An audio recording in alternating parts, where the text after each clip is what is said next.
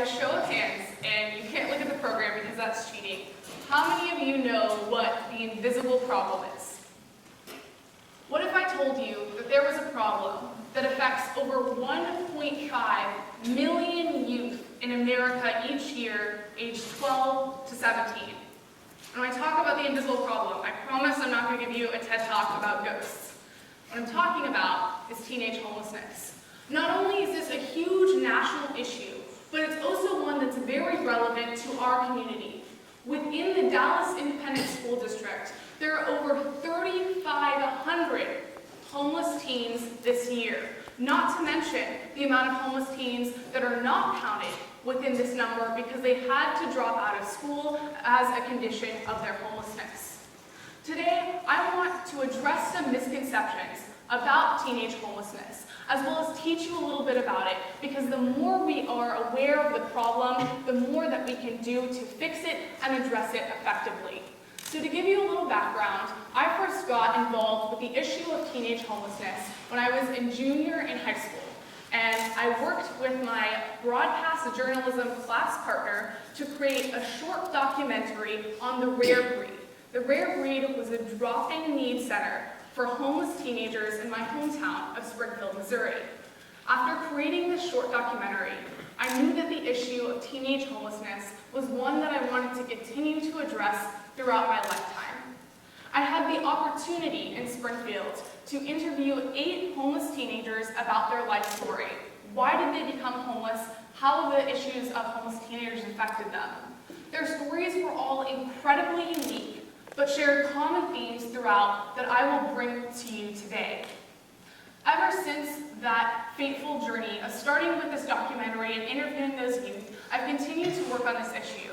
I've had to cut the stories from 8 to 5, but 5 of these life stories of homeless teenagers are going to be published through Missouri State University this May, and the book has been chosen by community partners in Springfield who will pay for the publishing costs so that all of the profit that it makes can go back to helping teenagers at the Rare Breed. So that was the start of my journey. But the first thing we have to address today is what are the causes to become a homeless teenager? Because we have to know the problem to be able to fix it. So the most common cause of teenage homelessness is issues within the family. It makes sense, right? You're a teenager, you live with your parents, so obviously conflict between parents and teenagers is what's going to create a homeless teen.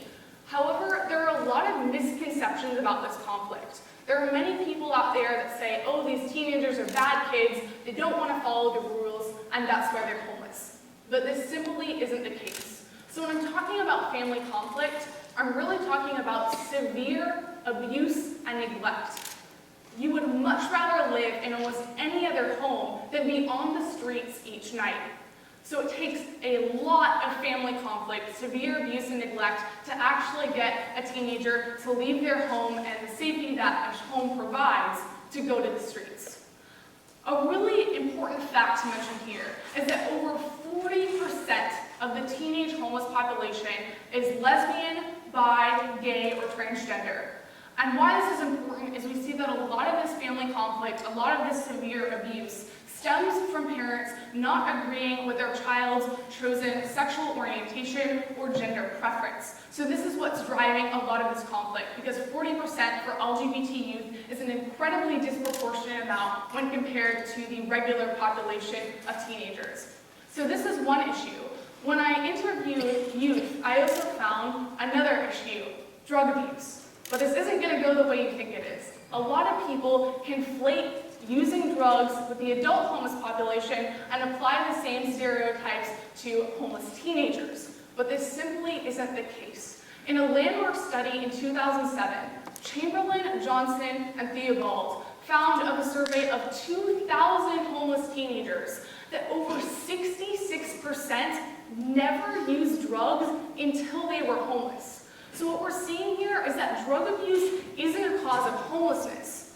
Rather, homelessness is a cause of drug abuse. In addition to this theme, from the youth I interviewed, I found out 2 things about drug abuse. The first was that the teens would often use when they were homeless simply as a form of escapism. They didn't want to have to deal with their reality of sleeping on the streets each night, so they would use drugs to escape. The second reason was because drug use was just normal in their home. That's what they grew up with, and so that's what they ended up doing. There are two stories to illustrate this. One was a young girl who was 11 years old when her parents started encouraging her to smoke cigarettes, and 13 when they started encouraging her to drink heavily. That was the norm in the home.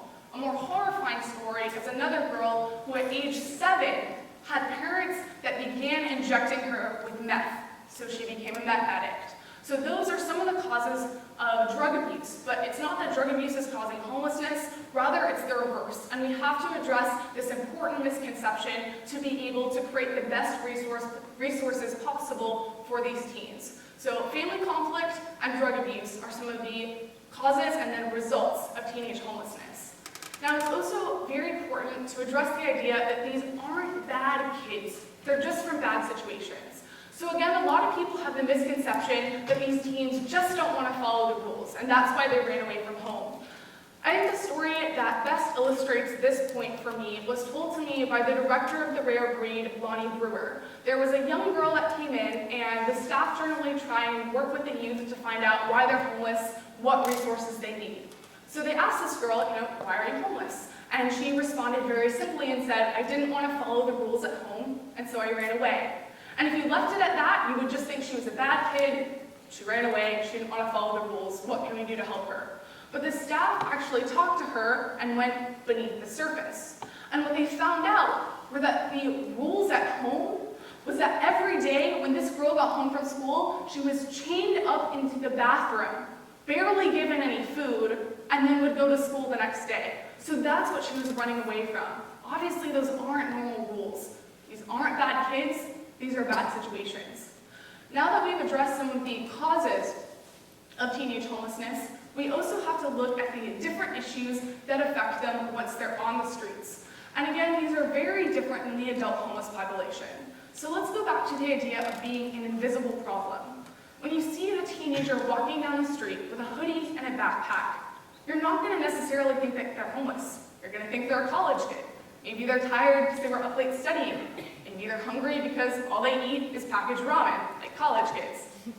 But in reality, this causes a huge issue when it comes to awareness and resources. Because teenage homelessness is not as visible or as visceral as adult homelessness, they often don't get the resources they need. And there's another issue with resources.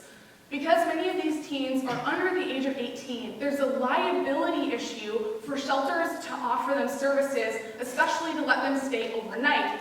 Current shelters that serve the adult homeless population certainly can't let these teenagers in because it's a huge liability issue to have a 40 or 7-year-old adult male with a 13-year-old adult girl, and the shelters don't want to take that legal responsibility. So there's a lack of resources and a lack of awareness. In addition to this, there's also a lot of exploitation of teenage homeless populations, and that comes in the very common form of sex trafficking. So within 48 hours, just 2 days of being on the street, over 40% of homeless teenagers are involved in sex trafficking or the sex trade in some way. Think about that. 2 days, and you're already involved with the sex trade because you're a homeless teen. The most common form that this takes is an idea called survival sex, and that's where the youth will trade sex to get their basic food and necessity needs met. So one girl that I was able to interview who was actually homeless while she was pregnant, which is an incredible story, before she became pregnant, she participated in survival sex simply to get a roof over her head at night and food to eat during the day. So this exploitation is really common among the homeless teen population. Another specific issue for the homeless teen population comes when gangs start trying to initiate these teens. So gang joining for homeless teenagers really depends on where they are geographically, but they'll generally join with these gangs for 2 main reasons. The first is for protection. When you're a 13-year-old living on the streets with more hardened adult homeless populations, you simply can't protect yourself. So you join up with a gang for protection. And if you don't join with the gang may make you their next target. The second reason that we see these youth joining with gangs is because they want a family. They ran away from their own family may have been very abusive, and so they join with the gangs to feel a sense of community as well as a sense of protection. Obviously, this is a huge issue because when you join with the gang, you're more likely to participate in illegal activities. And if you participate in illegal activities, you're more likely to end up in prison, which exacerbates the cycle of homelessness. Not only can many of these teens not get a job to support themselves because they're either not of age or haven't finished their education, but if they end up in prison, they're less likely to get a job as an adult, which is going to exacerbate this cycle. Gang violence is an issue to the point that in my hometown of Springfield, Missouri, we even had teens making up their own gangs. So there was nothing pre-established, but groups of homeless youth would come together and call themselves gangs. There was even a gang called the Blood Crips, because I don't think they realized that you either have to be a blood or a crip. Can't be both. So gang violence is certainly an issue here. We take all these issues and see that they're specifically really affecting the homeless teen population. Going back to the idea of resources, a lot of people bring up that foster care is an option for youth that are below 18 if they have abusive families. But the foster care system, while great in many ways, can also be problematic. And we see a lot of homelessness in the ages of 21 to 23 of people that graduated from the foster care system at 18, were able to live on their own for a few years, but didn't have a safety system or support net. So they lost a job, got sick, had to take care of a younger sibling, they didn't have a safety net after foster care, and then became homeless within the next few years. So now that we've addressed some causes of teenage homelessness, and also some problems specific to homeless teenagers, what can we do about it? I think a really important point here was brought up to me by Thomas Morgan, who's the director of the film These Storied Streets about homelessness in America. In an interview, Tom Morgan said that the federal government cannot end homelessness. That's something we absolutely have to realize, is they don't have the resources to do it, they don't know our communities well enough. So it's up to us to address this problem within our own community, since the homeless teenagers in each place can have very unique situations. So that's the first point we have to realize. But then what can we do as community members?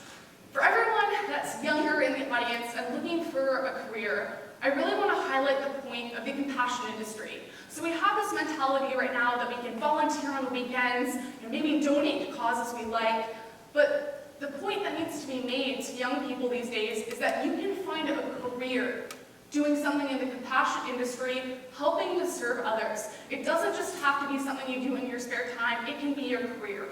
If you're into art or music, that's how these teens often express themselves because they can't get access to official counseling. So we have people come in to teach them art and music as a form of emotional expression. If you're into research, we really need you in this field. There's very little research done on the idea and the issues that homeless teens face. Because their population doesn't stay in one place, they move around a lot, they may be homeless one day and then have a home the next, it's really hard to gather data on this population. But we need data in order to address these issues accurately. As our last speaker just showed, data is really important in order to address issues competently. No matter what field you're going into, there's something that you can do in the compassion industry that's going to help people. So I really encourage you all to consider that as a career option. If you already have your career field planned, there are still things that you can do. So first of all, look and see the resources that your community provides already, and see if you can join with that. If your community doesn't offer significant resources, that's when you may need to get politicians involved and campaign along with your fellow neighbors to give these resources to homeless teens. So Dallas actually lacks significant resources for homeless teens. I was shocked when I moved here that Springfield, Missouri, a much smaller place than Dallas, Texas, actually had less resources for these youth. Finally, we need innovation in this field. I had the opportunity this summer to work with Dr. Carol Lamb and a number of other students, and we created a drug prevention and intervention program for homeless teens within the Dallas Independent School District that has now been put in place in 2 of the high schools in Dallas. So we need innovative and creative solutions to address this problem. You can give time, you can give money, but what we really need is innovation. And I want to end today not with my own words, but with the words of one of the teens that I was able to interview, and he'll tell you— Just because we're homeless and we don't have anywhere to stay and we have to go to people to get help, doesn't mean that we're immediately asking you for help. We're just asking that you show a little bit of, not sympathy, but not like we're dirt. Just because we're homeless doesn't mean we're a bad person. We have a heart too. Thank you.